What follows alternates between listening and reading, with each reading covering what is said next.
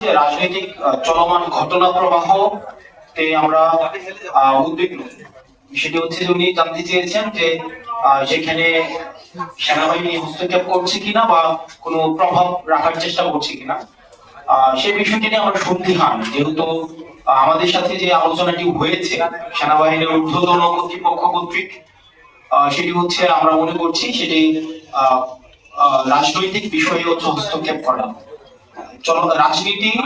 রাজনীতিবিদরাই নির্ধারণ করবে রাজনীতির ঘটনা প্রবাহ বা চলমান যা কিছুই পরবর্তী রাজনীতি কোন দিকে যাবে সেটি রাজনীতিবিদদের হাতেই থাকা উচিত। তো সেই জায়গায় আমরা সন্দিহান বলেই হচ্ছে আজকে গতকাল আমার স্ট্যান্ডটি দিতে হয়েছে। আর যেটি বলেছেন যে 5ই অগস্টের পরে আমাদের ফর্মাল ইনফর্মাল আমাদের সাথে সেনাবাহিনীর বিভিন্ন জায়গায় বিভিন্ন প্রোগ্রামে আমাদের দেখা সাক্ষাৎ হয়েছে। আর 11 তারিখের যে মিটিংটি সেটার প্রেক্ষাপট ভিন্ন ছিল।